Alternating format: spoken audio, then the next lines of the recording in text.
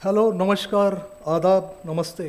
मैं Nitin Dangal, associate director HR leading India और OHR का सदस्य इस नाते से आप सभी का ओएचआर की 7वीं वर्षगांठ पर हार्दिक स्वागत करता हूं। आप सभी को क्रिसमस की बहुत बहुत शुभकामनाएं और आने वाले नव वर्ष की ढेरों शुभकामनाओं सहित हम इस कार्यक्रम का आगाज़ करते हैं। इस कार्यक्रम की शुरुआत हम राष्ट्रगीत से करेंगे। आप सभी से अनुरोध है कि राष्ट्र के सम्मान में खड़े होकर हम सभी एक साथ अपने राष्ट्रगीत को गाएंगे। जन गण मन अधिनायक जय हे भारत भाग्य विधाता। पंजाब सिंध गुजरात मराठा द्राविड़ उत्कल बंगा। विंध्य हिमाचल यमुना गंगा उच्चल जलधि तरंगा। तव शुभ नामे जागे तव शुभ आशीष मांगे। गाहे तव जय गाथा जन गण मंगलदायक जय हे भारत भाग्य विधाता। जय हे जय हे जय हे जय जय जय जय हे। भारत माता की, भारत माता की, भारत माता की। धन्यवाद। मैं ओएचआर के ट्रस्टी माननीय बिपिन जी घाटे सर को अनुरोध करता हूं कि वो आज की हमारी प्रमुख वक्ता, प्रमुख अतिथि अनुराधा ताई को लेकर दीप प्रज्वलन करने के लिए मंच पर उपस्थित हों। दीप प्रज्वलन के लिए कविता कालीकर जी, माननीय श्री लुंकड़ साहब, प्रशांत इतापे जी और अनिकेत नीलेकर जी को भी मैं मंत्र पर आमंत्रित करता हूँ।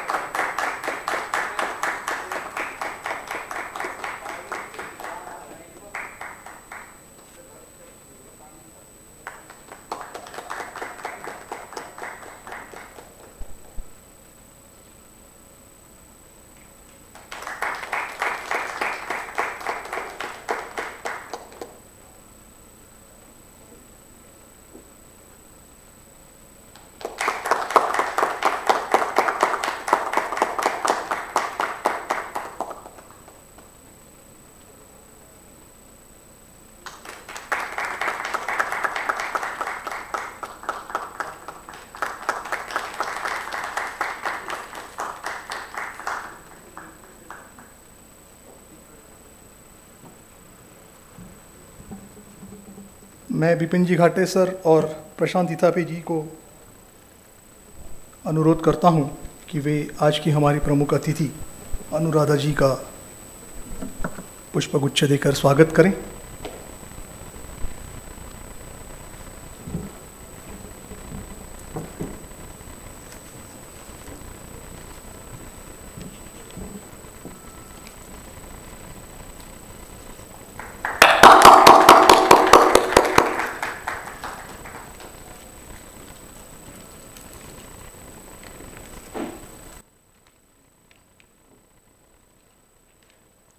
आज की इस शाम को जहां आपने अपना कीमती वक्त निकालकर इस कार्यक्रम को देखने एवं सुनने के लिए और हम सभी ओएचआर की टीम की हौसला अफजाई के लिए मैं तहे दिल से आप सभी का शुक्रिया अदा करता हूं।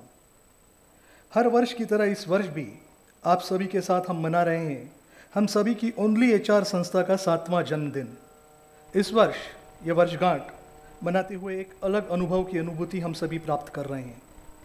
इस वर्चुअल प्लेटफॉर्म के माध्यम से दुनिया के कोनों कोनों से हज़ारों की तादाद में ह्यूमन रिसोर्स प्रोफेशनल्स इस कार्यक्रम में शिद्दत कर रहे हैं।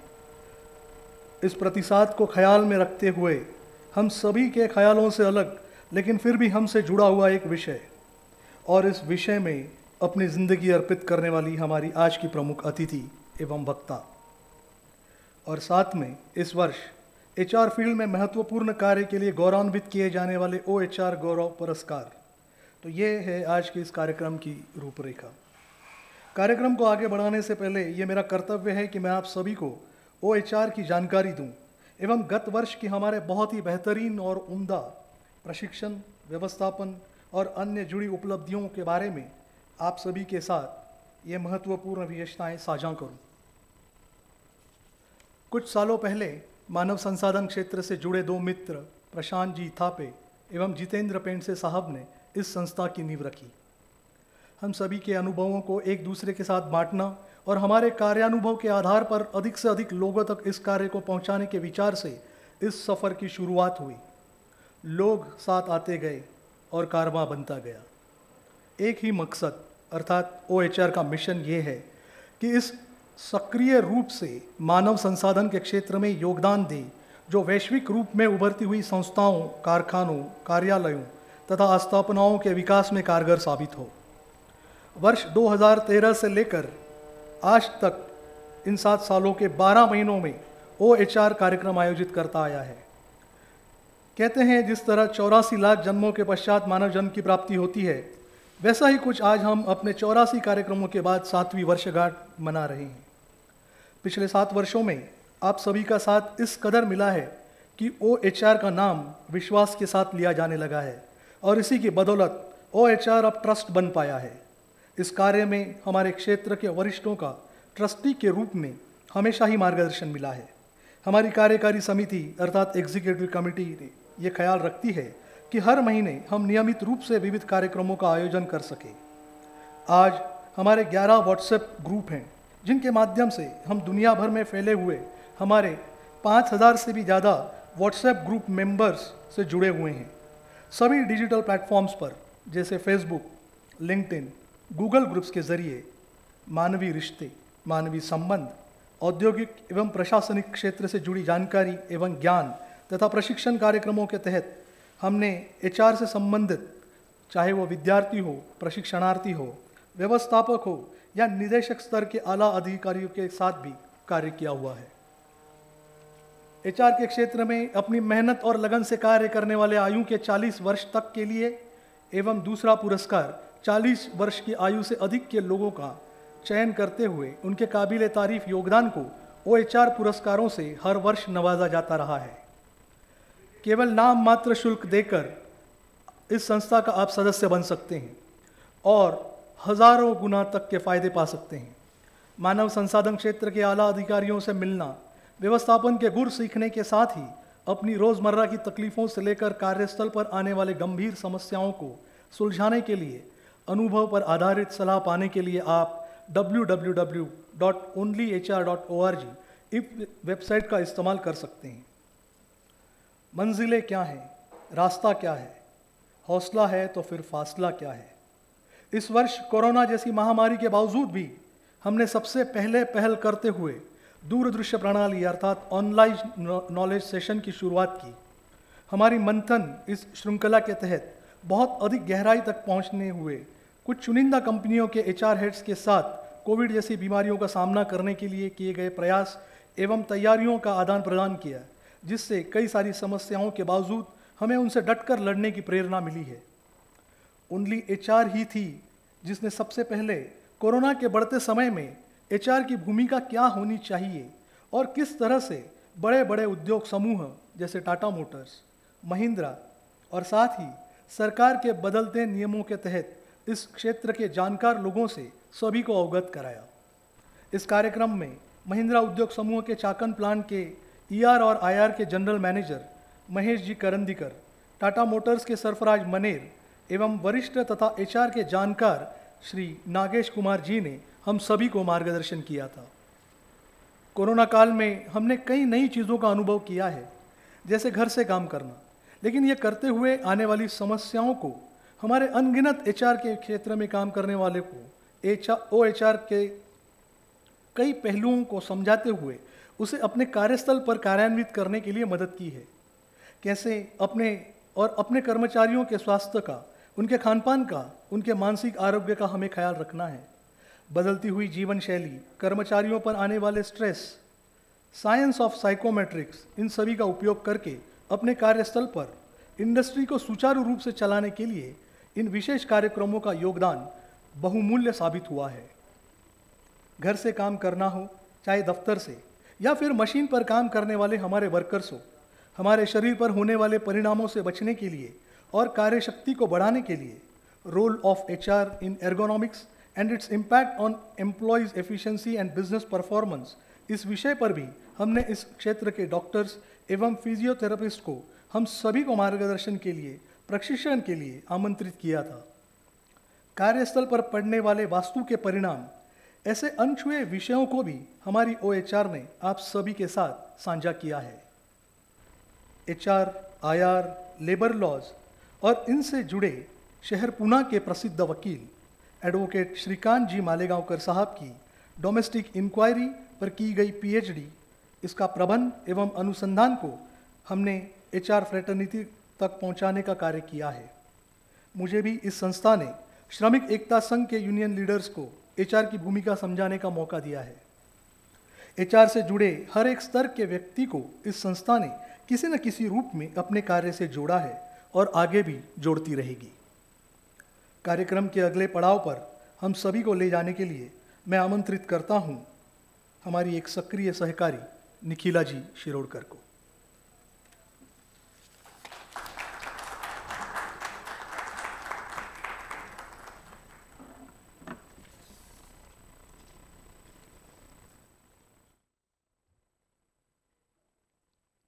नमस्कार। आज मेरा सौभाग्य है कि मैं अनुराधा ताई का यहाँ पे प्रोफाइल पढ़ रही हूँ। अनुराधा प्रभु देसाई अपनी सुखावह बैंक की नौकरी छोड़कर शुरू किया लक्ष्य फाउंडेशन। अपने मिशन की अब तक की 24 यात्रा में उन्होंने 450 नागरिकों के साथ लद्दाख की यात्रा की है। इस यात्राओं में लोगों को जवानों के कठिन जीवन का अनुभव कराया जाता है।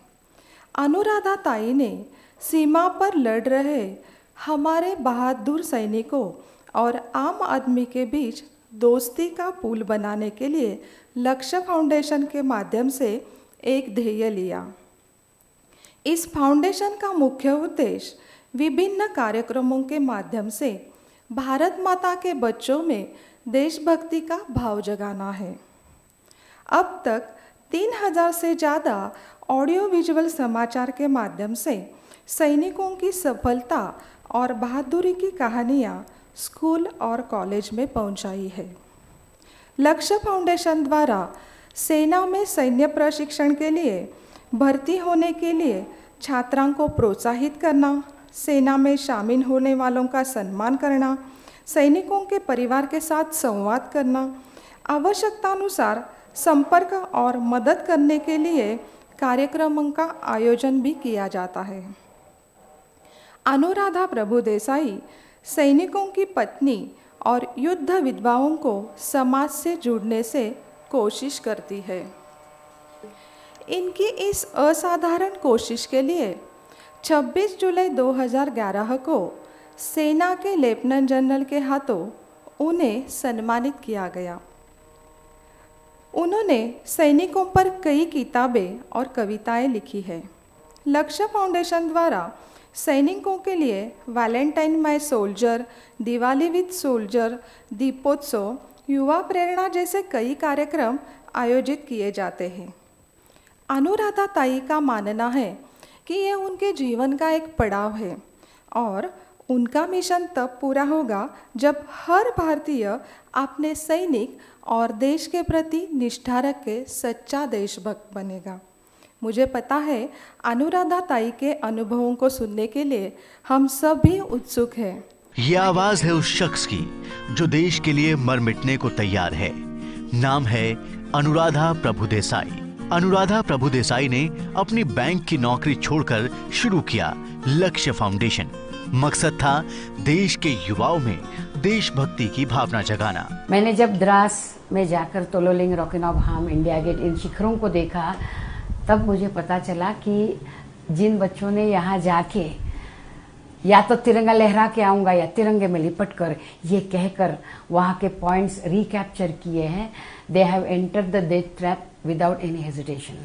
अपने मिशन की अब तक की यात्रा में उन्होंने 450 नागरिकों के साथ लद्दाख की यात्रा की है। इन यात्राओं में लोगों को जवानों के कठिन जीवन का अनुभव कराया जाता है।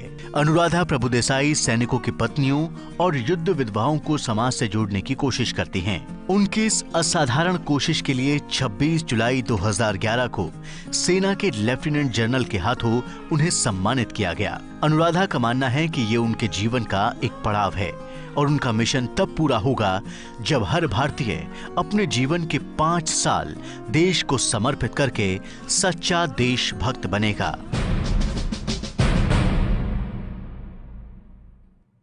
मैं अनुराधा ताई से विनती करती हूँ कि वो अपने अनुभव हमारे साथ शेयर करें। अनुराधा ताई।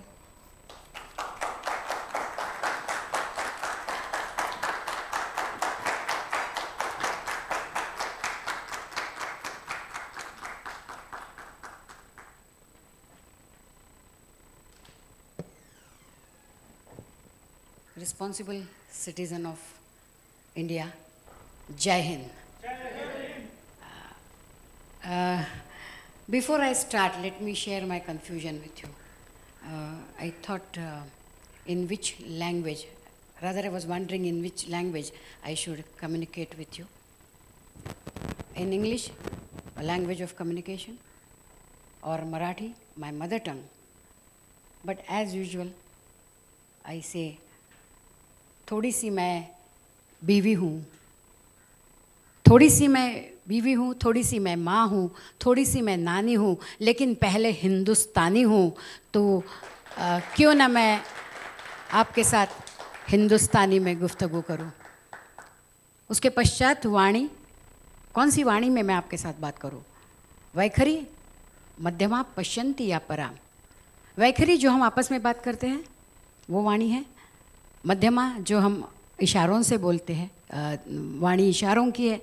लेकिन पश्यन्ति है वो हृदय से निकलती है और हृदय तक पहुंचती है, जहां एहसास होते हैं अल्फाज नहीं। तो मैं पश्यन्ति में बोलूँगी और आप वो महसूस करेंगे। तो मैंने मेरी 17-18 साल से मैं इन सैनिकों से बहुत जुड़ी हूँ। वो मुझे हर जगह Assam, Arunachal Pradesh, Nagaland, Uri, Poonch, Rajouri, Nagrota, Nowshera, Dras, Kargil, Batalik, Kaksar, Turtuk, Chumar post, Siachen base camp, Rajasthan, हर जगह मुझे ये सैनिक मिला। सैनिक को मैंने जाना, पहचाना और हमेशा मेरे मन में ये आया, तान कर सीना चलते हो तुम, सिंह की संतान हो तुम। तान कर सीना चलते हो तुम, सिंह की संतान हो तुम। कौन रोकेगा तुम्हें? तुम प्रलय हो, तूफान हो, इस राष्ट्र का अभिमान हो। और न जाने, पता ही नहीं चला ये राष्ट्र का अभिमान मेरे ज़िंदगी का अभिन्न हिस्सा कब बन गया, मुझे याद नहीं। मैं जब भी उनको मिलती हूँ, मैं उनके आँखों में तेज़ देखती हूँ, अंगार देखती हूँ, और उसके साथ ही मैं देखती हूँ उनकी आँखों में प्यार। प्यार, प्यार अपने वजूद पर, अपने पलटन की इज्जत पर, अपने यूनिफॉर्म पर, अपने टोपी पर, इस भारत भू पर, और तुम और हम भारतवासियों पर। प्रश्न यह है कि क्या हम उनको जानते हैं? क्या हमारे मन में भी उतना ही लगाव है जिनका उनका हमारे मन में है? आज वो समझ लेते हैं। सो मिलते हैं भारतीय सैन्य दल।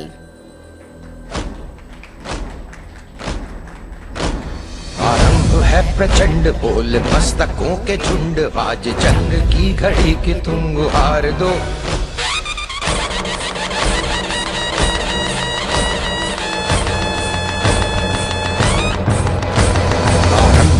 प्रचंड, बोल मस्तकों के झुंड, आज जंग की घड़ी की तुम गुहार दो। भान भान शान या की जान का हो दान, आज एक धनुष के बाण पे उतार दो। आरंभ है प्रचंड, बोल मस्तकों के झुंड, आज जंग की घड़ी की तुम गुहार दो। भान भान शान या की जान का हो दान, आज एक धनुष के बाण पे उतार दो। आरंभ है प्रचंड।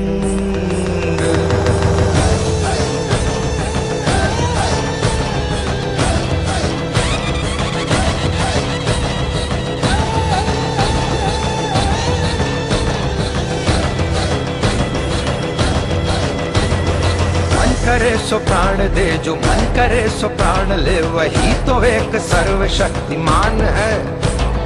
मन करे सो प्राण दे, जो मन करे सो प्राण ले, वही तो एक सर्वशक्तिमान है। कृष्ण की पुकार है, ये भागवत का सार है कि युद्ध ही तो वीर का प्रमाण है। कौरवों की भीड़ हो या पांडवों का नीड़ हो, जो लड़ सका है वो ही तो महान है। जीत की हवस नहीं, किसी पे कोई वश नहीं, क्या जिंदगी है ठोकरों पे मार दो। मौत अंत है नहीं तो मौत से भी क्यों डरे, ये जाके आसमान में दहाड़ दो। आरंभ है प्रचंड, बोले मस्तकों के झुंड, आज जंग की घड़ी की तुम गुहार दो। आन बान शान या की जान का हो दान, आज एक धनुष के बाण पे उतार दो। आरंभ है प्रचंड।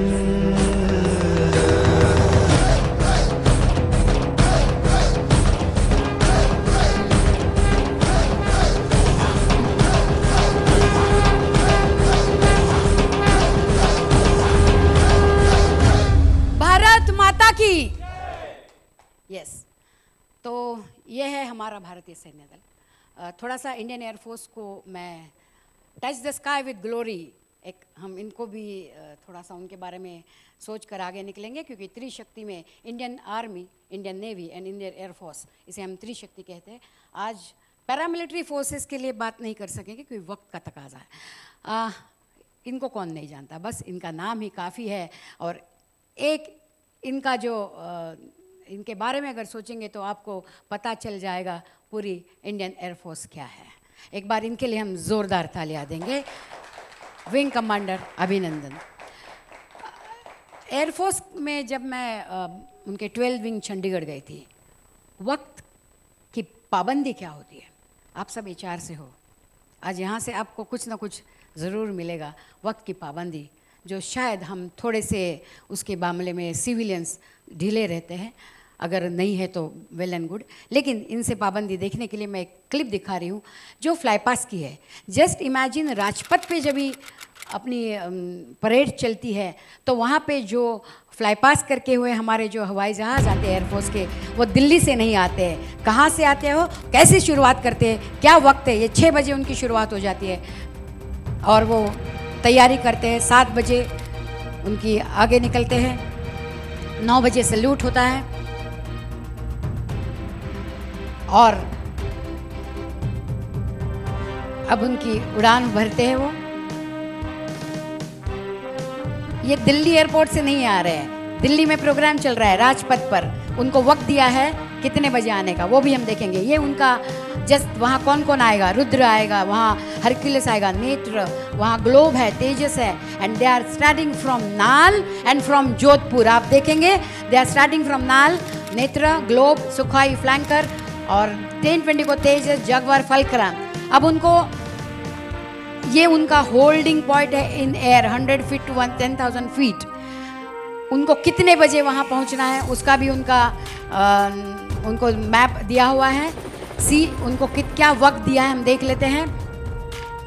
राजपथ पर 11:22 रुद्र, 23 हरक्यूलिस, 11:24 नेत्र को आना है, 11:25 ग्लोब को आना है, 11:26 तेजस आएगा, 27 को जैगवर, 28 को फलक्रम, 29 को सुखोई। ये उनको टाइम दिया है, 6 बजे से शुरुआत है। And now see on Rajpath, Rudra 20, Hercules 23, Netra 24, globe 25, Tejas 26, Jaguar 27, फलकरन 28, सुखोई 29 एंड फलकरन is there at 11:30 and yes they are on Rajpath.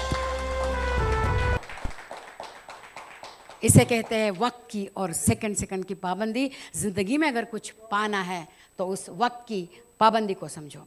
Indian navy, मैं वहाँ गई थी इंडियन नेवी में, इंडियन नेवी के युद्ध नौका में जाके आई, लेकिन मैं स्पेशली सबमरीन की बात कर रही हूँ, क्योंकि सबमरीन आप देखेंगे कैसे उसके अंदर जाते हैं, कैसे वहाँ जगह है? वहाँ जगह है ही नहीं। वहाँ ये जो मशीनरी के साथ जो है वो खड़े हैं अफसर्स। Once they enter in submarine they remove their tags, you know, they remove their ranks, they all are together. HR का ये पहला लेसन है कि you have to be with your men. और यहाँ ना ऑफिसर होता है ना कोई उनका इंचार्ज होता है, they all are together and they go hand in hand. और जब मैंने उन बच्चों को पूछा कि आप कितने दिन, उनकी उम्र है 22, 23, 24 साल ना, वो बोले हम 36 दिन के निकलते 36 डेज़ के लिए, परहैप्स हम 45 डेज़ के बाद भी आते हैं। वहाँ जगह ही नहीं है और उसमें वो ना उनका व्हाट्सअप है ना गर्लफ्रेंड का फ़ोन है, कुछ भी नहीं है। वहाँ काम करना है और वो उनके चेहरे पे देखेंगे कि वो हंस रहे हैं। मैंने कहा बेटा ये कैसे कर लेते हो? तो उन्होंने कहा उसमें क्या है मासी, हमने दिमाग में डाल दिया है। Minded, discipline, dedication, devotion, determination, courage, commitment, conviction, 4 Ds and 3 Cs तो मैंने देखे ही है, लेकिन ये एक 5वां D मैंने उनसे सीखा, दिमाग में डाल देना है। आज के जो सब प्रोफेशनल्स है बहुत तंग आए हैं, बहुत फ्रस्ट्रेटेड है, बहुत कुछ हो रहा है। आज उनके लिए ये प्रोग्राम है, किस हद तक हमारे बंदे क्या काम करते हैं and there is no frustration, क्योंकि वो दिमाग में डाल देते हैं। आगे चलते हैं। अब हम आएंगे army, Indian army. Can you believe that जहाँ 12 लाख से ज़्यादा एम्प्लॉयज़ हैं जी, भारत के अलग अलग इलाके में है, अलग अलग इलाके से है, अलग अलग धर्म के हैं, अलग अलग राज्य से है, and there is no HR and still they are the strongest organisation, that is Indian Army.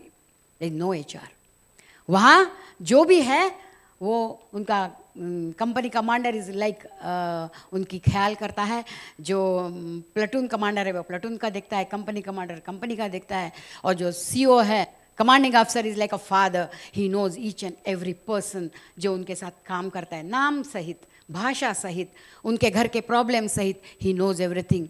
और उसका उत्तम उदाहरण मैं भी बोलूँ कि आपने देखा होगा लेफ्टिनेंट जनरल साहब मनोज नरवणे साहब आज लेह में है, जहाँ 50,000 हमारे फौजी खड़े हैं। किस हालत में और कैसे खड़े हैं आप सोच सकते हो, मैं थोड़ा सा दिखाऊंगी भी उसका। लेकिन एक जनरल जवान को मिलने के लिए, मोटिवेट करने के लिए वहाँ से दिल्ली से वो लेह पहुँचते हैं। This is the legacy of our Indian Army. HR you should think about it कि क्या हमारा ये रिश्ता, मैं तो बोलती हूँ HR रिसोर्स का डिक्शनरी मीनिंग इज़ मीन्स साधन। आपके साथ काम करते वो आपके साधन नहीं है। यू रिमेंबर HR का मतलब मैं ह्यूमन रिलेशन, जैसे IR में हम कहते हैं, तो मैं HR और IR का कॉम्बिनेशन कहूँगी कि ह्यूमन रिलेशंस और दूसरा हृदय से रिश्ता। एक बार वो हो जाएगा तो किसी भी कंपनी को अपने प्रॉफिट के लिए टारगेट देने की ज़रूरी नहीं पड़ेगा। Train them hard. हमारे आर्मी में इतना कठिन ट्रेनिंग मिलता है कि बंदा समझ जाता है मेरी क्या रिस्पॉन्सिबिलिटी है। और officers along with their responsibilities, उनकी अथॉरिटी तो वो ज़रूर यूज़ करते हैं, लेकिन they take the responsibility of each and every soldier. This is something legacy of this army and this is a wonderful organisation. तो चेटवुड मोटो अगर आप सब इम्बाइब करेंगे तो मैंने जब भी आपके साथ बात की थी विपिन, तभी फाटक सर थे और उन्होंने कहा जहाँ HR स्ट्रांग वहाँ कंपनी स्ट्रांग होती है। जी ज़रूर, लेकिन वो बोलने के लिए होती है या वो एक्चुअल में होती है, वो आपको इंट्रोस्पेक्ट करना है। जब मैं आपको यहाँ से कोई उदाहरण दे दूंगी तो चेटवुड मोटो अगर आप आपके ज़िंदगी में फॉलो करोगे तो there is nothing like it. What they say, the safety, honour and welfare of the company of the country come first always and every time. आपको उसको कंपनी करना है। Safety, honour and welfare of the country come first always and every time. Safety, honour and welfare of the person you command come next always and every time, and your own ease come last always and every time. जवान से general हमारे army में यही मोटो से काम करते हैं, and that's why we are the superior power, we are the supreme power and number 1 in the world. This is our army. So ये चेटवुड मोटो आपको ज़रूर हेल्प करेगा। मैं थोड़े से कोई दिखा रही हूँ आपको कि कैसे ये कुपवाड़ा था, मैं तंगधार गई थी, बहुत सारा था, लेकिन आज मैं थोड़ा कम बता रही हूँ आपको। ये मैं जब वहाँ गई थी, आप देखो मैं जाने के पहले हाफ एन आवर, मैं 6 घंटे तो वो साधना पास में अटकी थी।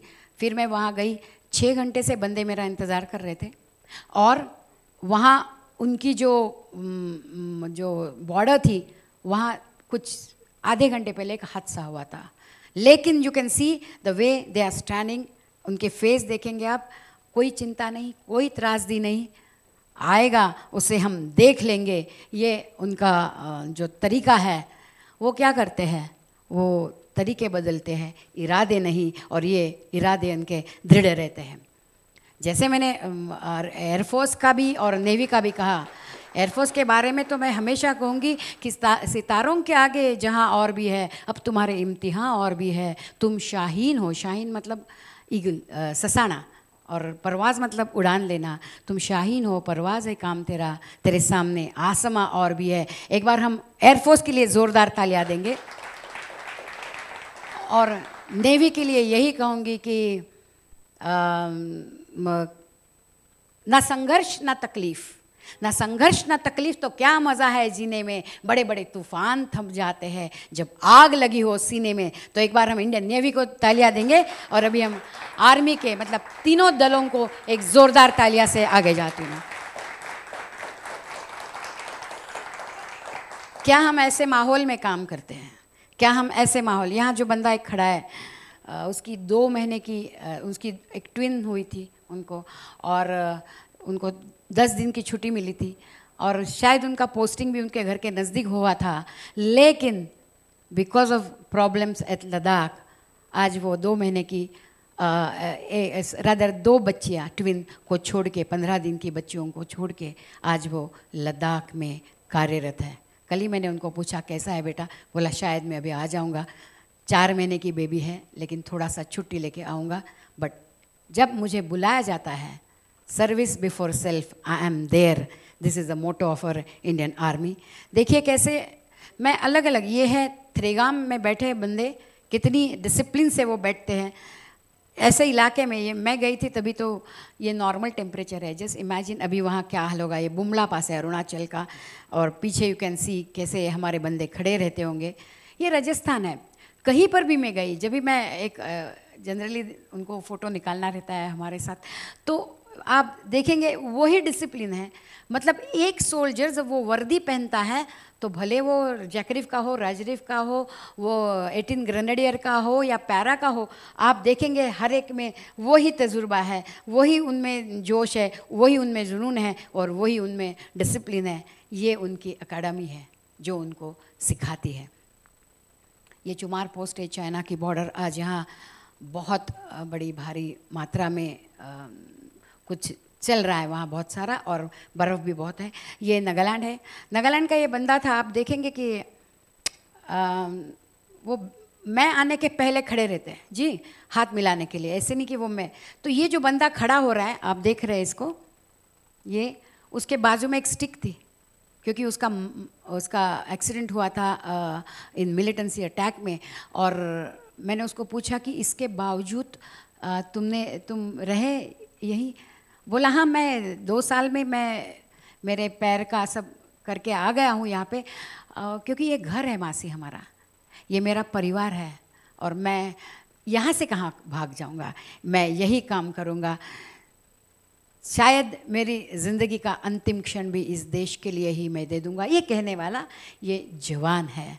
और अगर एक देश का जवान ये कहता है कि ये मेरी वर्दी मुझे जिस देश ने दी है, उस देश के लिए मैं कुछ भी करने के लिए तैयार हूँ, क्योंकि नाम नमक निशान, नाम अपनी पलटन का, नमक जिस पलटन का मैंने खाया है वो, और निशान उसी पलटन का। कोई भी फौजी अगर उसको पूछेंगे किसके लिए मरना चाहते हो, देश के लिए नहीं कहेगा, कहेगा मेरी पलटन की इज्जत के लिए। और अगर हम बीइंग HR अपनी अपनी कंपनी एक पलटन सोचते हैं, तो पलटन की इज्जत का अगर ख्याल करेंगे तो मुझे लगता है कोई भी ट्रेनिंग की ज़रूरत नहीं है। एक बार ये इम्बाइब हो जाता है। और हमारे सैन्य दल के ये तो बड़ा ग्रंथ है, मैं तो उस ग्रंथ की एक लाइन आज आपके सामने ला रही हूँ। अगर वो एक थोड़ी सी भी उसमें से एक पेज भी हम सिविलियंस इम्बाइब करेंगे तो लगता है ये नाम नमक निशान ना सिर्फ फौज में रहेगा, लेकिन हर एक भारतीय के दिल में, मन में रहेगा। और अपना देश एक रियली सुजलाम सुफलाम मलय जैसे तलाम जो कहते हैं, सारे जहाँ से अच्छा हिंदुस्तान हमारा जब हम कहते हैं, तो वो हम हमारे इस एटीट्यूड से उसे सारे जहाँ से अच्छा बनाएंगे और बनाते रहेंगे। बहुत बच्चों के साथ मेरी बातें होती है, विविध ऑर्गेनाइजेशंस में जुड़ी हुई हूँ।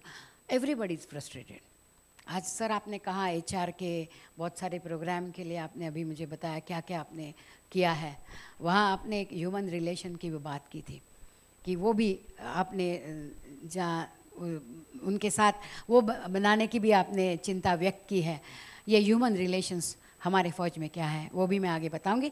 तो मैंने एक को कहा, ही वॉज डैम फ्रस्ट्रेटेड। मुझे फ़ोन करते हैं लोग कि माँ से थोड़ा सा बात करो। फ़ौज के लोग तो करते ही हैं, कभी कभी सियाचिन ग्लेशियर से फ़ोन आता है, माँ से थोड़ा बात कर।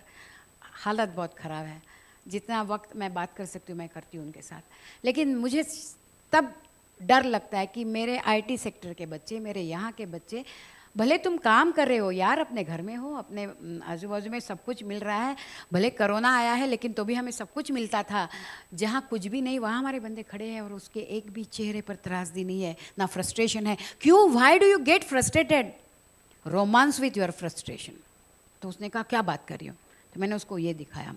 मैं जब LOC गई थी तभी उसने कहा ma'am we are romancing with LOC। Just see what is LOC, what they say, your night I am awake, you are safe, weather tough, my will tougher।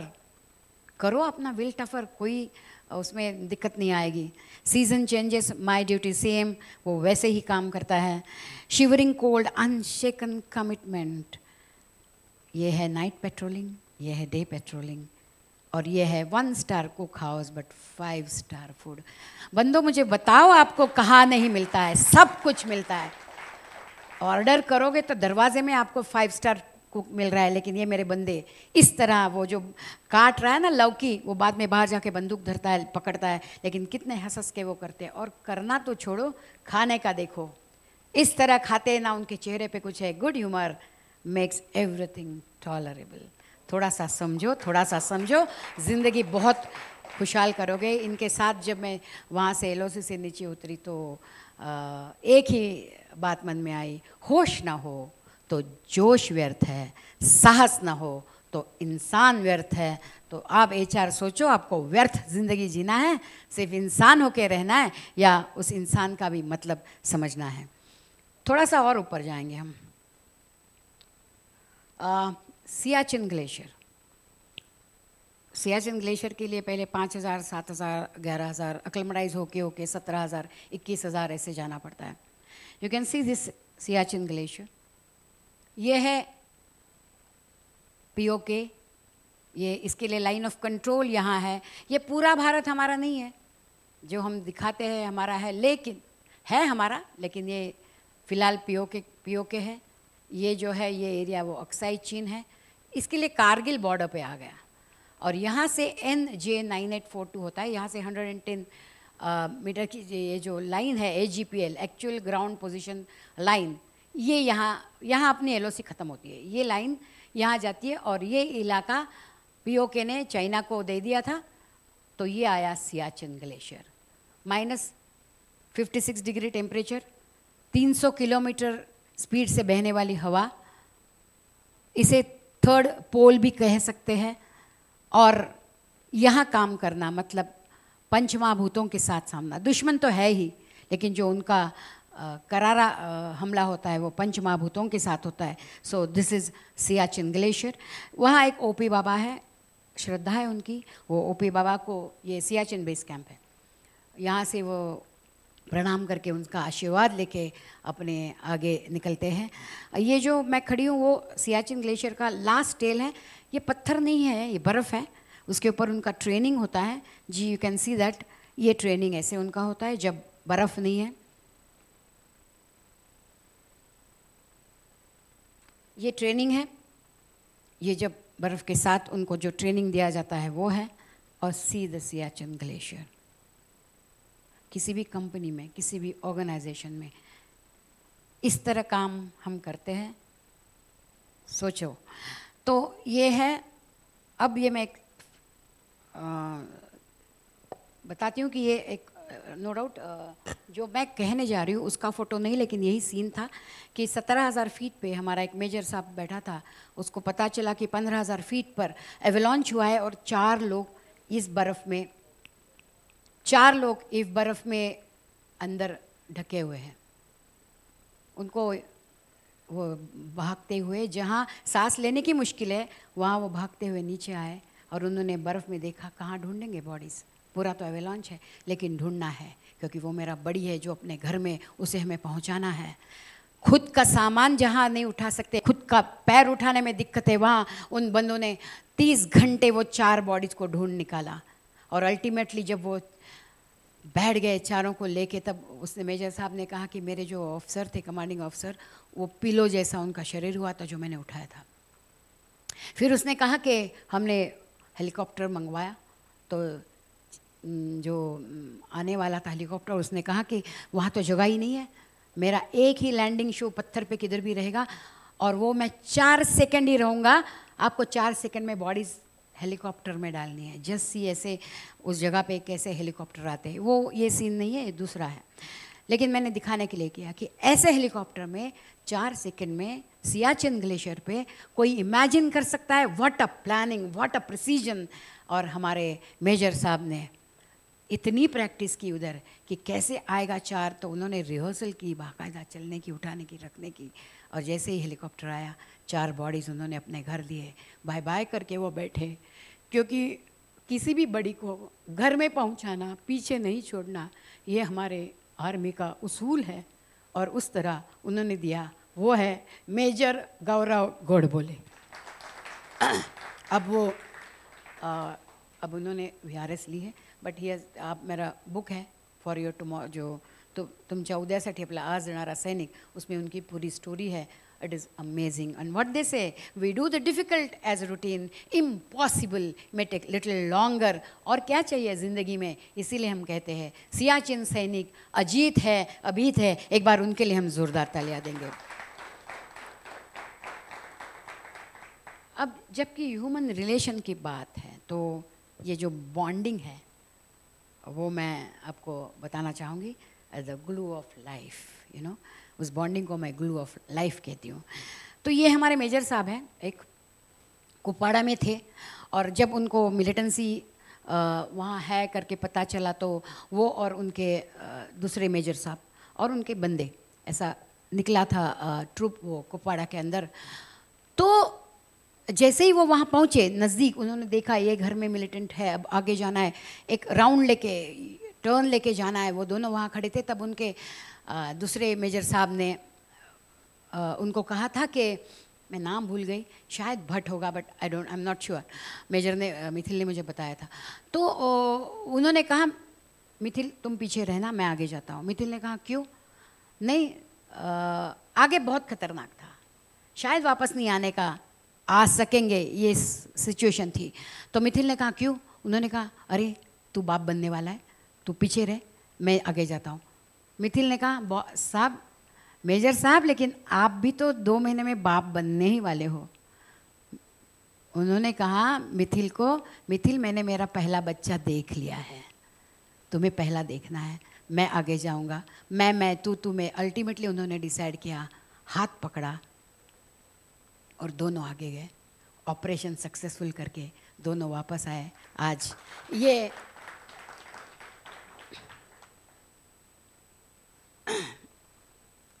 मैं आपको दिखा रही हूँ, ये डांस कर रहे हैं। एक मिथिल के लिए मेरे मन में ये आया है कि काम करो ऐसा कि पहचान बन जाए, काम करो ऐसा कि पहचान बन जाए, हर कदम चलो ऐसा कि निशान बन जाए।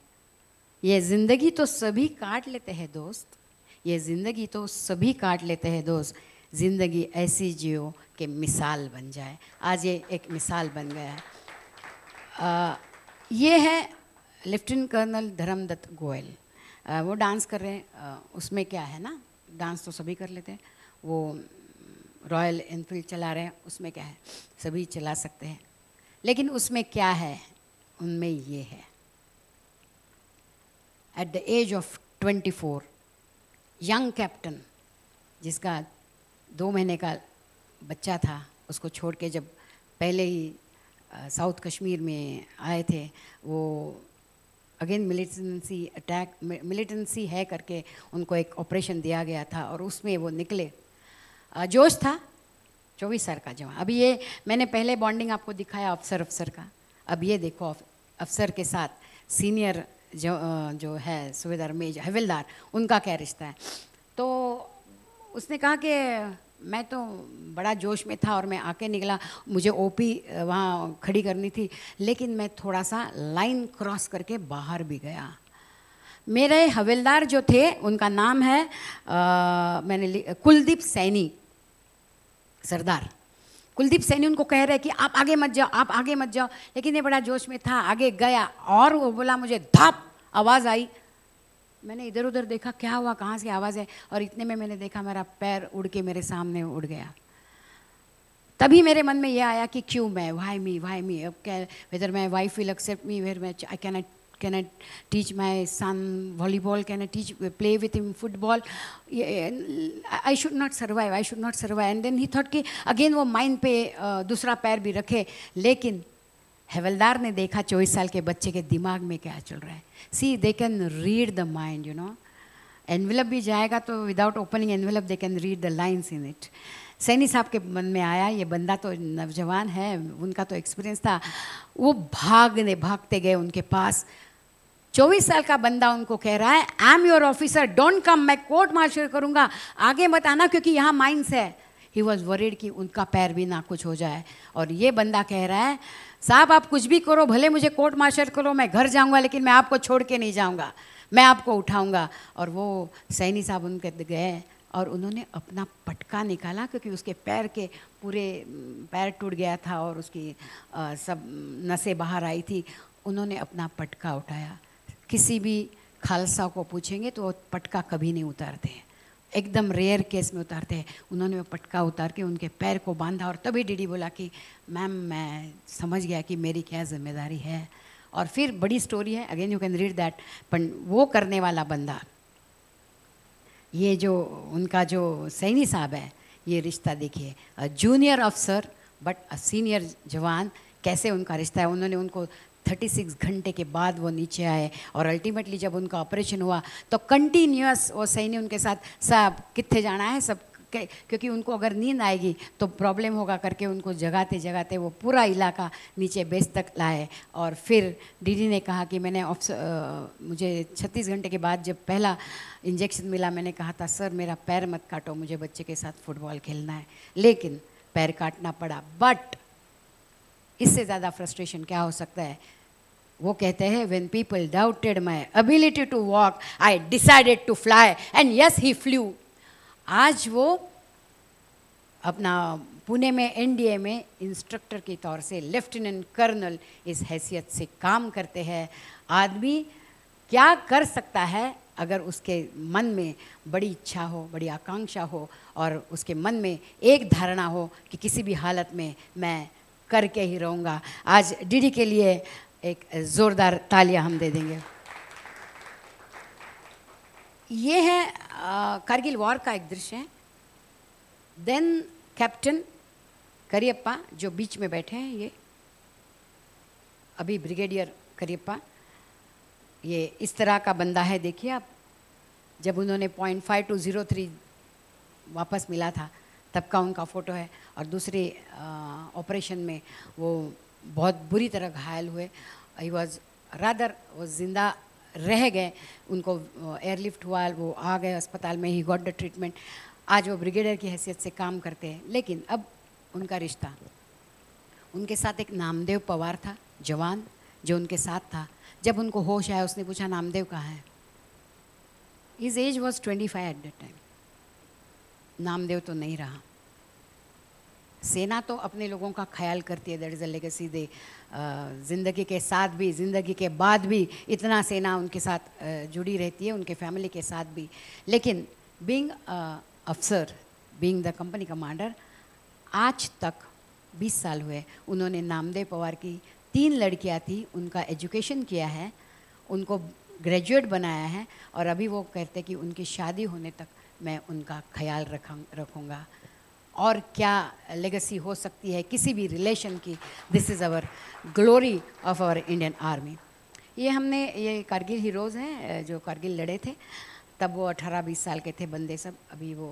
अभी लास्ट ईयर हमने 20 साल कारगिल पे उनका सत्कार किया था।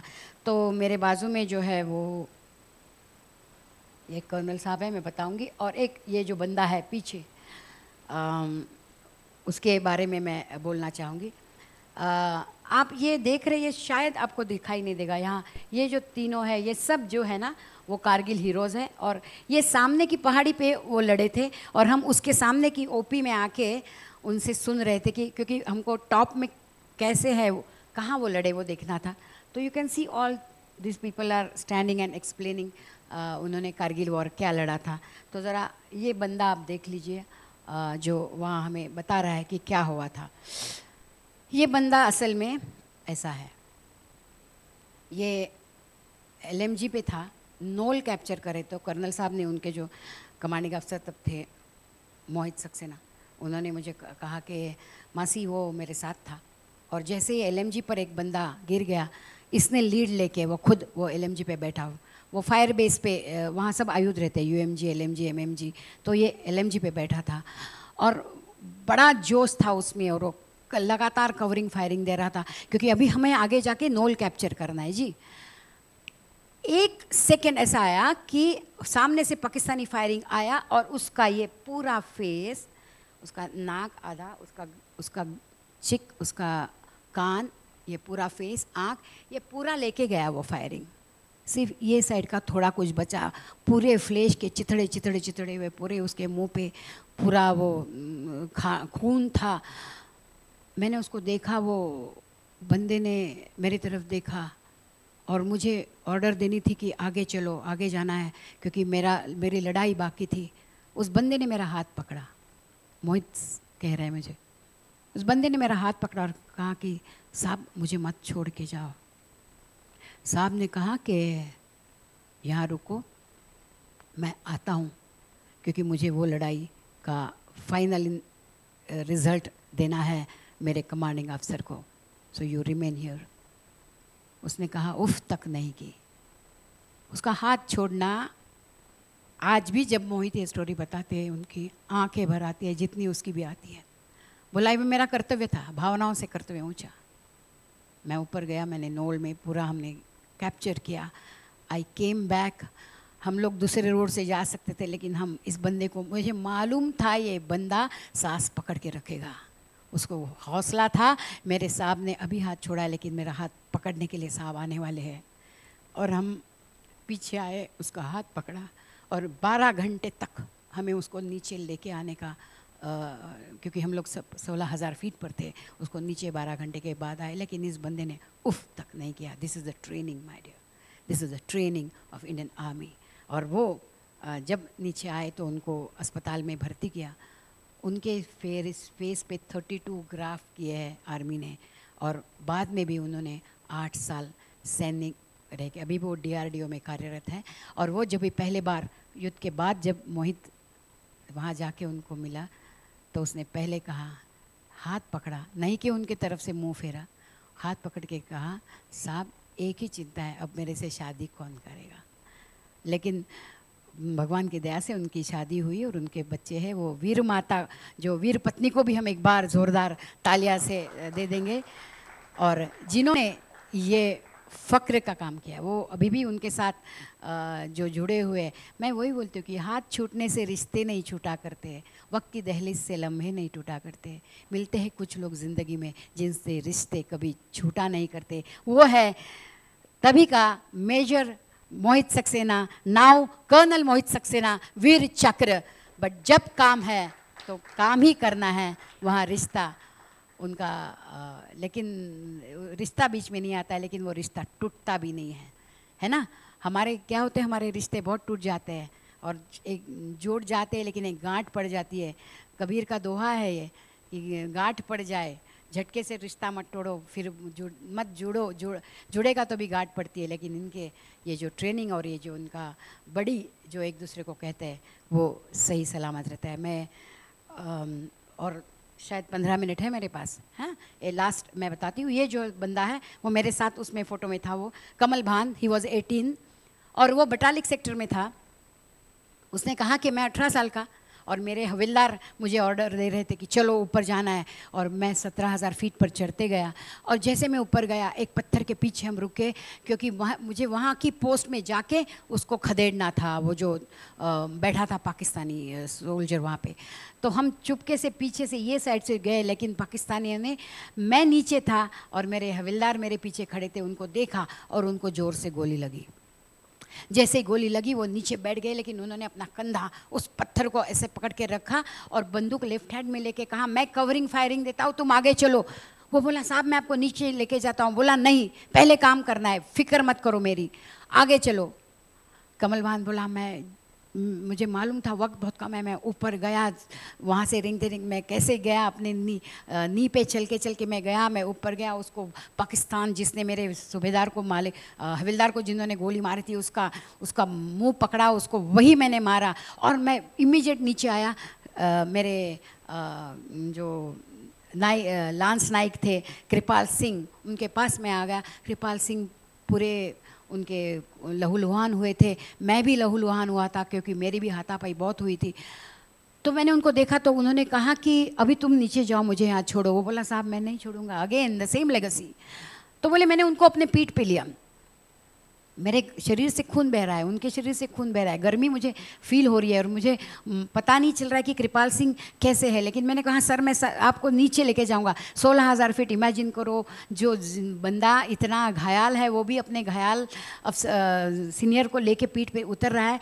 तो ये जो कृपाल सिंह है, उन्होंने उसको कहा, कमल भान एक काम करो, मेरे जेब में हाथ डालो। कमल भान बोला, साहब अभी थोड़ा वक्त है, मैं नीचे लेके जा रहा हूँ, बाद में देखता हूँ। बोले, नहीं वक्त का मैं देखो क्या है। तो वो बोले, मैंने उनको पीठ पे लिया था, मैंने उनके जेब में से एक डायरी निकाली, जो उन्होंने मुझे कहा था वो डायरी निकाल, और उसने कहा रुको थोड़ा टाइम और देखो डायरी में क्या है। लास्ट पेज पे 3 नाम थे, और उस 3 नाम में उसके सामने कुछ अमाउंट लिखी हुई थी। कृपाल सिंह ने उसको कहा, मैं रहूं ना रहूं, शायद मैं ना ही रहूं, इन लोगों के मेरे पैसे देने हैं, तुम प्लीज़ उन तीनों के पैसे मेरे वाइफ से नंबर लेना और वो पैसे उनको दे देना। अमाउंट थी 75 रुपीज़, 125 रुपीज़ एंड 200 रुपीज़। वो बोलता है कि मैंने कहा हाँ मैं करूँगा, मैंने जेब में रखा और मैं बातें करते रहा, क्योंकि गर्मी आ रही थी, लेकिन मुझे पता चला वो गर्मी मेरे खून की थी, ना उनके खून की।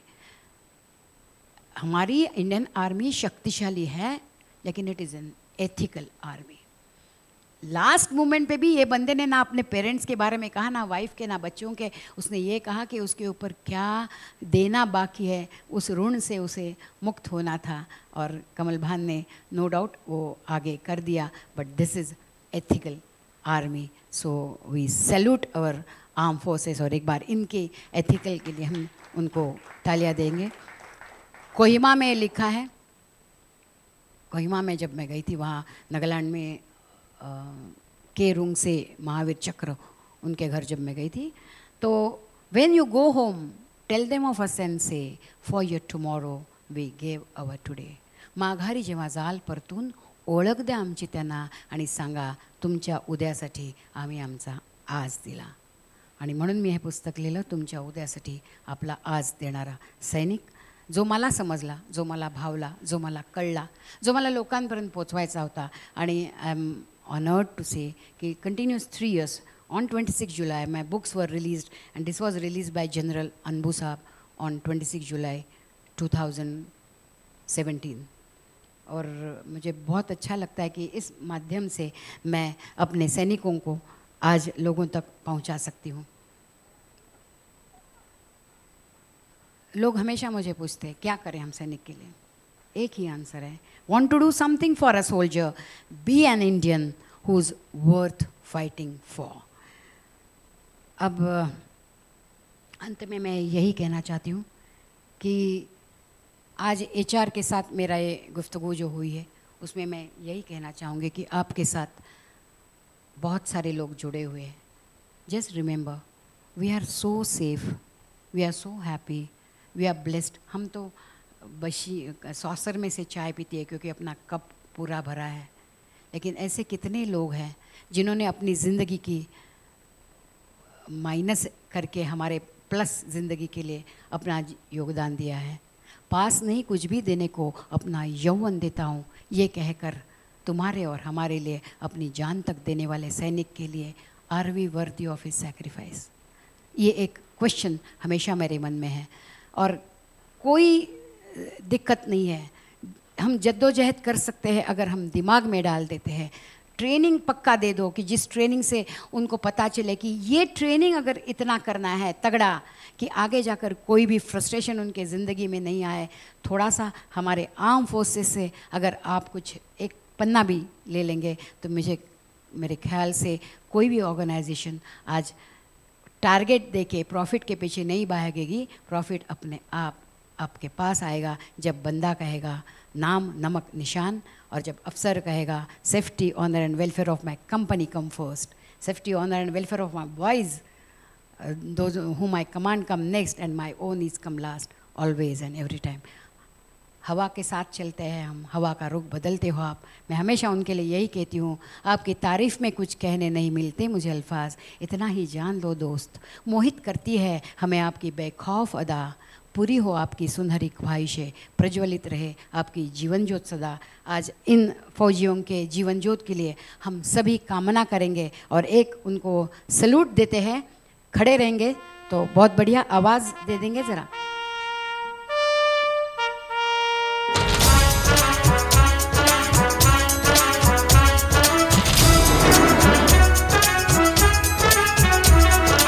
आग से प्रखर है वो, पानी से गतिमान है, व्योम से भी ऊंचा है वो, धरती से सहिष्णु है। तूफानों से तेज है वो हमारी शान है। सरहद पे खड़ा भारत माँ का शेर दिल जवान है। गर्व है, नाज है तुम पर अभिमान। भारत देश की जनता का कोटि कोटि प्रणाम। माता की जय।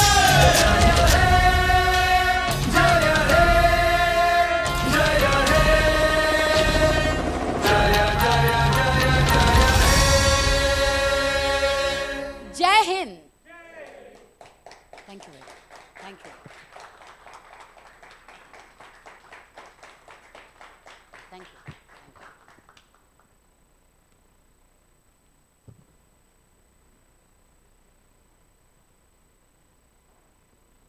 अगर मन में कोई सवाल है तो अनुराधा ताई से हम पूछ सकते हैं। आगे के 10 मिनट सवाल आंसर। यस।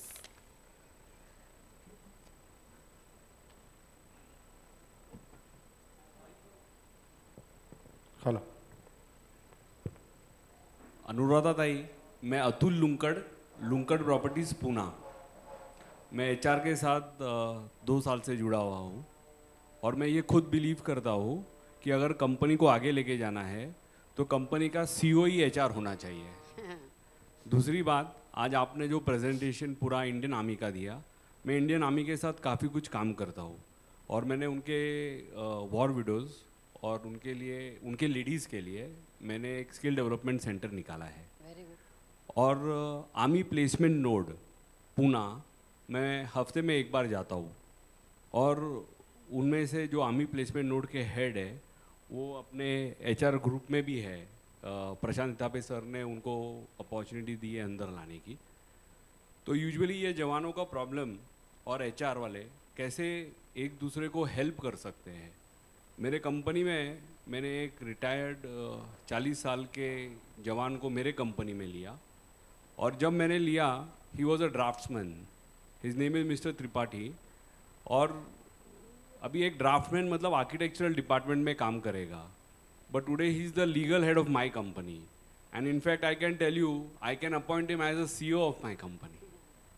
तो ये सब करते हुए जब मैं आर्मी प्लेसमेंट नोड और एचआर के साथ एक दूसरे का कोलैबोरेशन करने की कोशिश कर रहा था तो उसमें ये बात समझ में आई है कि 35 में एक जवान का life, that is his first inning, gets over because Indian Army को यंग रखना है, तो 35-40 साल में वो बाहर जाते हैं।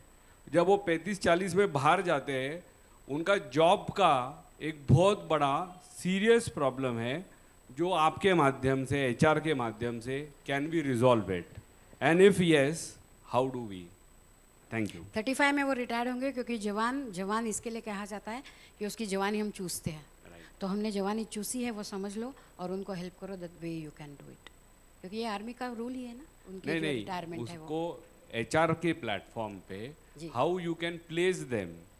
हाँ, उनमें जो एक जवान है ना, उसमें जितनी क्वालिटीज़ है और जितना उसका तजुर्बा है और वो जितना एक 10 आदमी का काम कर सकता है, उसकी वो जो पोटेंशियल्स है वो आप समझ के अगर उनको आप जॉब दे दो, तो मेरे ख्याल से वही तो नीडेड है कि हम सोसाइटी करके what we can do, we can this way we can help them in establishing their life ahead.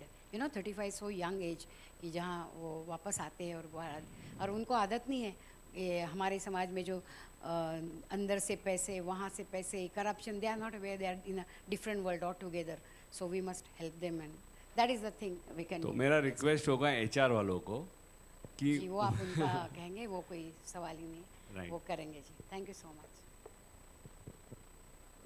Okay, thank you.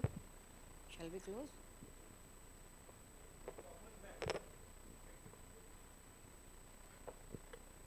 जब आर्मी की बात आती है तो ऐसा कॉमन मैन, एकदम common man, not HR, how you can help army? आपने एक स्लाइड में बताया, लेकिन और डिटेल में कि हम कैसे उनके साथ मदद कर सकते हैं। मुझे आप 2 महीने के बाद फ़ोन करो, मैं आपको जवाब दूंगी। Very frankly I am telling you my dear, मेरे प्रेजेंटेशन के बाद सब खड़े होते हैं। मैं you may find me shrewd, but this is my 18 years experience. उस प्रेजेंटेशन के बाद सबको कुछ ना कुछ होता है। वंस दे गो बैक अपने काम में, अपने घर में लगे रहते हैं, और देन मैं उनको इतना सारा एक्सप्लेन करती हूँ, उसका कोई फ़ायदा होता नहीं है। क्योंकि क्या है, हम अब इतने अपने में मशगूल हैं, अपने में ज़िंदगी में, हमें इसका पता नहीं है क्या है सैनिक की लाइफ। तो पहले ज़रा समझ लो, you can Google, you can see, everything is available, लेकिन हम वो गूगल नहीं करते, हम अदर चीज़ को बहुत ज़्यादा देखते हैं। एज अ सिविलियन मैं एक ही कहना चाहती हूँ कि respect their parents, respect there families, understand कहाँ से वो काम करके आते हैं, एंड बेस्ट वे उन्होंने मुझे कहा है, change the texture of society. इसमें आप मेरी मदद कर सकते हो। एक है कि ताना और बाना कहते हैं। मैं वाराणसी में गई थी, जहाँ मुझे वहाँ एक ने कहा था कि यहाँ की साड़ी सबसे ग्रेट है। तो बोले अरे हर जगह मिलती है, क्या बात कर रहे हो, तुम्हारे वाराणसी का क्या? बोले आपको मालूम नहीं मैडम, इसमें एक ताना रहता है और एक बाना रहता है। अगर वो ताना जो सीधा और बाना अगर उसकी त्याची वीण जर घट्ट नसेल, तर बाद में वो जब डाई में डालते हैं तो वो कलर नहीं आता है जो हमारी साड़ी में आता है। बाहर की साड़ी में और हमारे साड़ी में वो फ़र्क करे, क्योंकि पहले ताना बाना परफेक्ट चाहिए तो डाई चलता है। अपने समाज का ताना बाना ही बिगड़ा है, तो उसके ऊपर क्या डाई डालोगे हम? ये ताना, मुझे अभी फौजी बोलते हैं हमारे लिए कुछ भी मत कर मासी, करना है तो improve the texture of the society, and we are doing that. So let us, और आप इंट्रोस्पेक्ट करिए, मुझे किसी की नाम लेके बोलने की कोई ज़रूरत नहीं है। Find out what is going on in our society. Is this the society for which a child of 25 years should give his life? Is this the society that he should leave his parents and go somewhere in the odd places where he is not getting any facilities? He is going because he is groomed, he is told to do that. जैसे मैंने कहा, वो बोलता है मेरे भले मुझे मौत भी हो मैं ये काम करूँगा, वो ओथ लेता है। That oath which he takes, you know, वो उनके खून में परिवर्तित होती है। क्या कोई ओथ हम लेते हैं जो हमारे खून में परिवर्तित हुई है? हमने स्कूल में ली है, भारत मेरा देश है, सारे भारतीय माझे बांधव। क्या हुआ, हम भूल गए? 11वीं के बाद वो ओथ हमने ली नहीं है, क्योंकि उसका खून में परिवर्तन नहीं हुआ। सी दैट ईच ओथ हमारी खून में परिवर्तित होगी। आज इस देश में जो इतनी एक्सेलेंट हमारी आर्म फोर्सेस है, जैसे मैंने कहा, आज जिस हालत में हमारे बंदे आज वहाँ खड़े हैं ईस्ट लद्दाख में, मैं लद्दाख में 25 बार जा चुकी हूँ। मैं तो नॉर्मल लद्दाख में गई हुई, थोड़े से बॉर्डर्स देखे हैं। आज जिस तरह से वो खड़े हैं, जिस तरीके से वो कुपवाड़ा में खड़े हैं, हर मोमेंट पैर डालो तो तुम्हारा कल का दिन देखोगे कि नहीं मालूम है, तो भी वो वही करते हैं। क्यों करते हैं? क्या उनके बाल बच्चे नहीं है? क्या उनका घर नहीं है? क्या वो पागल है इस देश के लिए? लेकिन उनको सिखाया गया है और अपनी इच्छा से वो गए हैं। ये तुम्हारे मेरे लिए नहीं गए। आप वो बोलते आप कैसे भी रहो, हम हमारा काम करते हैं। लेकिन अंडरस्टैंड, जो जवान है वो शायद वो 10th पास होता है, ही में आस्क व्हाई मी नाउ। सब लोग वापस आएंगे तो हमारा क्या होगा? 7 कंट्री है हमारे आजू बाजू में जो हमारे साथ, you know how much friendly they are. So remember the importance of Jawan, and you will introspect yourself. You will think of yourself and then find out. Let us improve the texture of the society. If you all can help me, please do that. We'll do that. Sure. Thank you very much.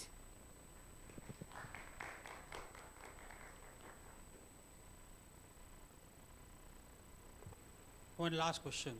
So, Nikhila, while introducing you, said that you were a banker. Ji. And you had time to retire, right. but you opted to retire. Yeah. What made you to actually get into this, and what was that incident or event which changed your life from a banker to form a Laksh Foundation and work for this noble cause? 2004 से मैं फौजियों के साथ, जैसे मैंने कहा, मैं जुड़ी हुई थी। जो मैंने लक्ष्य फाउंडेशन की स्थापना की वो 2009 को की। मैं बैंक में मैनेजर थी। जो वक्त मिलता था मैं सैनिकों के बारे में, मेरी ज़िंदगी में मालूम नहीं ये कैसे मेरी ज़िंदगी का हिस्सा बन गया। मैंने कहा वैसे 4 साल को जब मैं वहाँ खड़ी थी, मैंने वहाँ विजय स्तंभ पे मैंने कारगिल युद्ध देखा 99 में। I was in Mumbai. मुझे कुछ भी पता नहीं चला था कि 1999 में क्या हुआ था। लेकिन फर्स्ट जब मैं द्रास कारगिल बटाल इस एरिया में गई एज ए घूमने के लिए गई थी, मैंने वो माहौल देखा, वहाँ का टेरेन देखा, और मुझे पता चला कि 20 साल का बच्चा जो कहता है या तो तिरंगा लहरा के आऊँगा या तिरंगे में लिपट कर, लेकिन आऊँगा ज़रूर।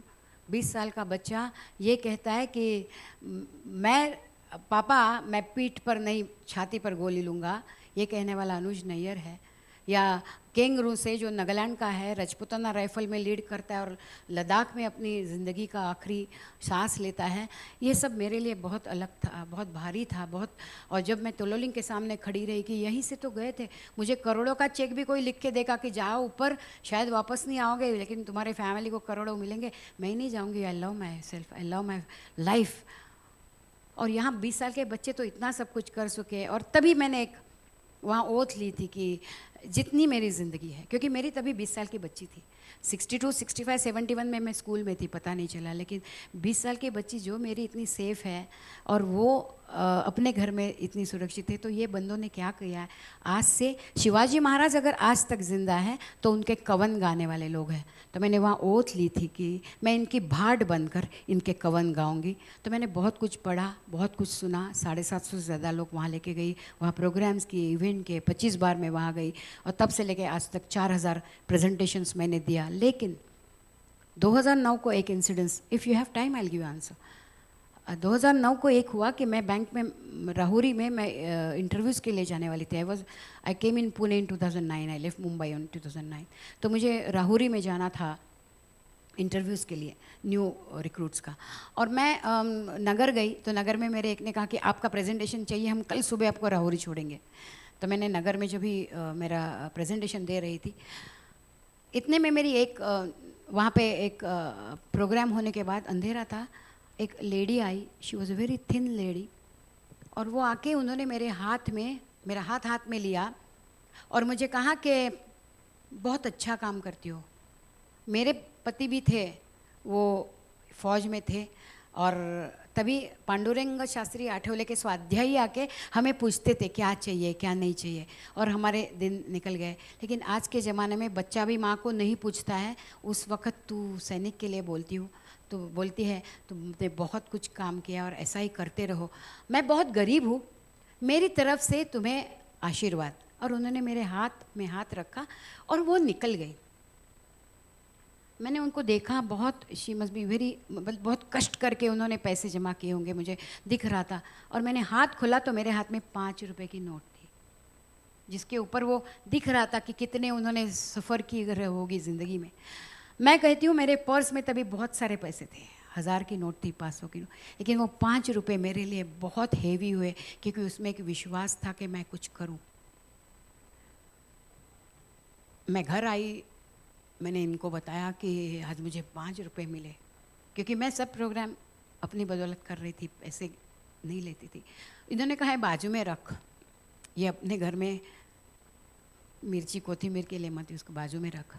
और वो 5 रुपया जब से आए और जब से मेरे आर्टिकल्स आने लगे, मेरे इंटरव्यूज़ होने लगे, पीपल से कि we want to connect with you and we want to give you something. Anuradha Prabhudesai क्या करेगी पैसे लेके? तो मैंने कहा रुको रुको रुको, और देन पैसे आने लगे। इसके लिए हमने लक्ष्य फाउंडेशन की स्थापना की, अपने खुद के पैसे डाले, और ये 5 रुपये से वो जो अकाउंट मैंने खोला, दैट वाज द रीज़न कि मैंने वो फाउंडेशन खोला। और आज उसकी बदौलत हम इवेंट्स करते हैं, और आज तक एक भी इवेंट में ऐसे नहीं हुआ कि हमें कुछ किसी को बोलना पड़ा। अच्छे काम के लिए लोग आते रहते हैं। और मेरी ज़िंदगी में 5 साल की नौकरी छोड़ना इतना मामूली था विपिन। जब हमारे बच्चे जान छोड़ देते हैं हमारे लिए, तो मेरी 5 साल की नौकरी से क्या हुआ? मेरा थोड़ा प्रमोशन रुक गया, थोड़ा पेंशन कम हुआ, लेकिन ज़िंदगी में आनंद और समाधान में एक छोटी लाइन है। मैंने मेरे घर के लिए सब किया, मेरे परिवार के लिए किया, मेरे बच्ची के लिए किया, पोतों के लिए कर रही हूँ।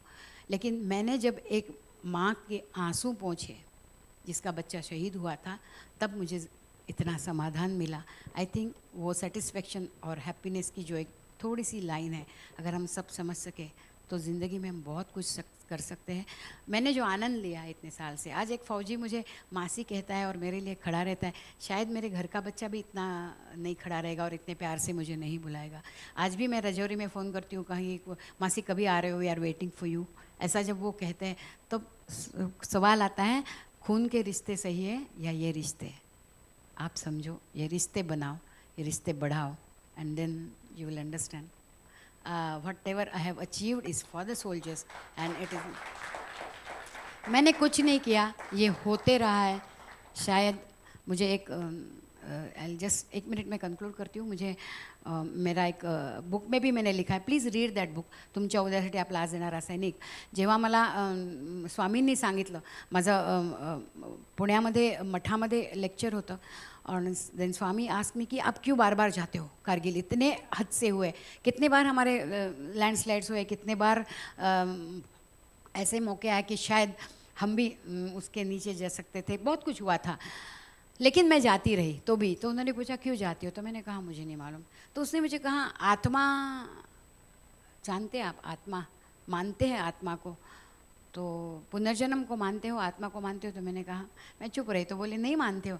मैंने कहा सर मैं बैंक में काम करती हूँ, मुझे ना एडवांसेस का कुछ नहीं आता है, तो मैं एडवांसेस के बारे में बोलती नहीं हूँ, तो आत्मा और पुनर्जन्म के बारे में मैं क्या मेरा ख्याल दूँ, आप उसमें स्वामी हो, आप बताओ।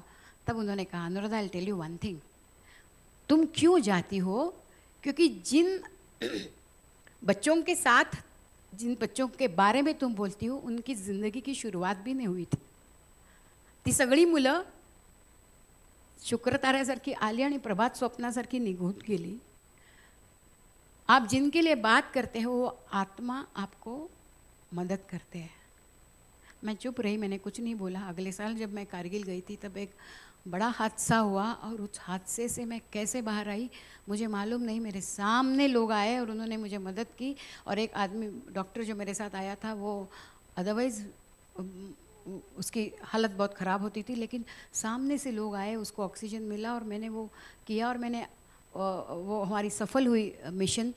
तो मैंने आके जब स्वामी को फ़ोन किया, स्वामी मैं आ गई हूँ और मैं समझ सकती हूँ आपने क्या कहा। बोले समझ गए ना बस, and he kept the phone. I don't know, it is happening. अच्छा करो, भगवान चारों तरफ से आपको बहुत कुछ देता है।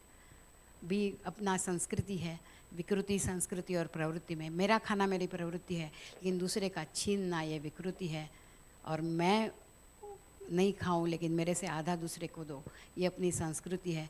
लेट अस लव आवर संस्कृति and behave accordingly and be wonderful, reasonable, responsible citizens of this country. Jai Hind.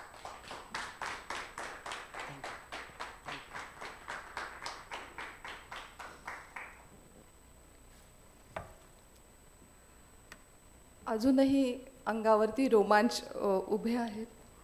या संपूर्ण सेशनच्या दरम्यान एक गोष्ट वारंवार घडत होती, ती म्हणजे आपल्या सगळ्यांचे डोळे पाणावत होते. खरोखर म्हणजे डोळ्यातले अश्रू लपवणं खूप मुश्किल झालं होतं. आपल्या देशावरचं प्रेम आपण नेहमीच व्यक्त करत असतो, परंतु देशाचं संरक्षण करणाऱ्या सैनिकांप्रती प्रेम व्यक्त करायला आपण बऱ्याचदा विसरतो. मात्र अनुराधाताईंसारखी जागृत नागरिक बँकेचं सुखासीन आयुष्य सोडून जे तिच्या रक्ताचे नात्याचे कोणीही नाही अशा सैनिकांची कधी ती अनुआई तर कधी अनुमावशी आत्या काकी होते. देशाच्या सीमेवरती उणे 25 उणे 30 अशा उणे तापमानालाही आपल्या कर्तृत्वाने अधिक करण्याची क्षमता आमच्या सैनिकांमध्ये आहे. आज खऱ्या अर्थाने सैनिक ह्या शब्दाचा अर्थ आमच्या हृदयात भिडला. अनुराधाताई 2004 साली तुमच्या आयुष्यात एक भावनिक स्थित्यंतर आलं आणि त्याचं रूपांतर सातत्यपूर्ण कृतीतून सैनिकांसाठी जी मोलाची कामगिरी तुम्ही केलीत त्यासाठी तुम्हाला आमच्या सर्वांतर्फे मानाचा मुजरा. खूप तुमच्या भावी उपक्रमांसाठी आमच्या सर्वांतर्फे खूप खूप शुभेच्छा आणि खूप खूप धन्यवाद. खूप अच्छा. अभी मैं हमारे OHR के ट्रस्टी विपिन सर, अनिकेत, प्रशांत इथापे सर को मंच पे बुलाऊंगी HR अवार्ड डिक्लेरेशन के लिए.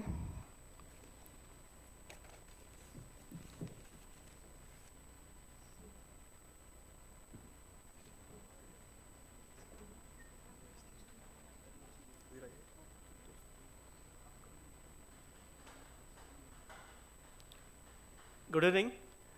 Myself Aniket Nirekar. I'm here to facilitate the awards for the outstanding HR professionals. Award is something like when someone do better for in some category, of his work, he should get something better. So with this view, OHR has started recognizing the HR professionals. And we decided to recognize the HR professional who is having who has experience of entire HR gamut. Like he should work in HR. He has experience of IR also, like training and development, and the unionized work culture also, and entire thing of the HR. So we consider we have two categories of awards. In one category, we felicitate the upcoming HR professionals, and that we invite applications from the HR people. After getting the application, we arrange their presentation with the panel. We have decided panel. Every year panel is different. That panel take the presentation from the participants, have the question and answer, assess their assessment is done, formal assessment is done, and after that we panel select the outstanding upcoming HR professionals. So I request Anuradha Tai to please declare the name of the person who is getting the outstanding upcoming HR award.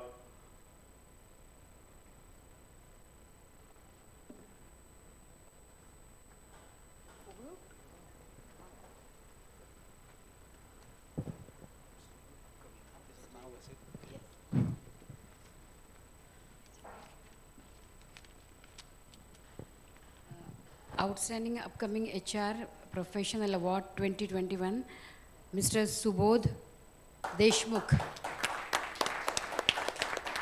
May I request Subodh to come on the dais, please.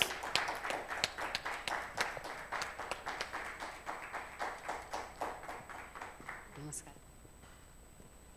Subodh is having more than 15 years of experience. He is basically science graduate. Then after he did MPM.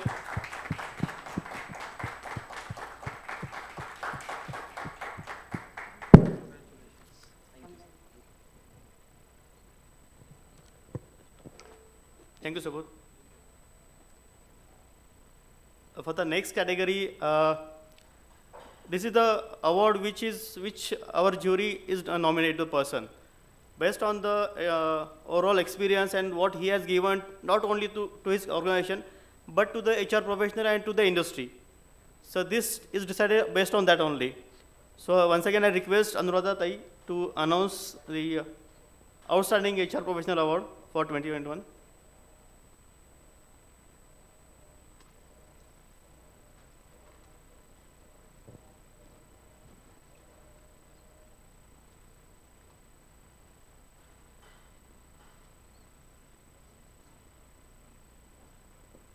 Outstanding HR Professional Award 2021, Mr. Sarfaroz Maner.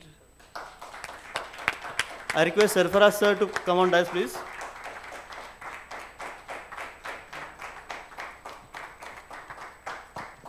Mr. Sarfaraz Maner is basically a engineering production engineer. After that, he has done PG in HR and done his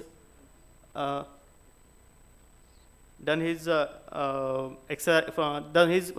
from the XRI. Now he is heading in the General Motors as a general manager, HR. Sorry, Tata Motors. So next is vote of thanks only. So I request ma'am to be seated only.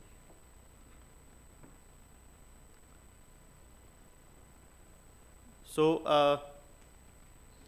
I request Anuradha, you please come on dais.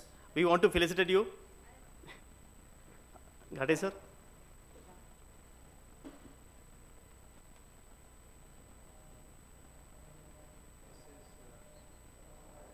Thanks for being a guest on honor.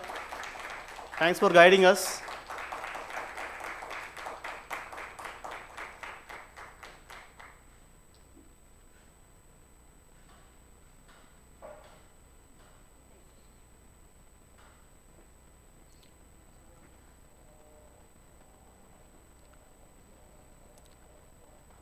I would like to thank each and everybody who came here. Even though it's a Corona days which are ending now, hopefully, every year we have this anniversary in a big scope, basically. More than 200 HR professionals come for this anniversary. But this year, due to this pandemic situation, we decided not to go for this big occasion, and we decided to go virtually only. So with the help, with all the precautions which has advised by the government, we have arranged this program with all the preventive measures, and we thank each and everybody who has directly and indirectly supported us for this event.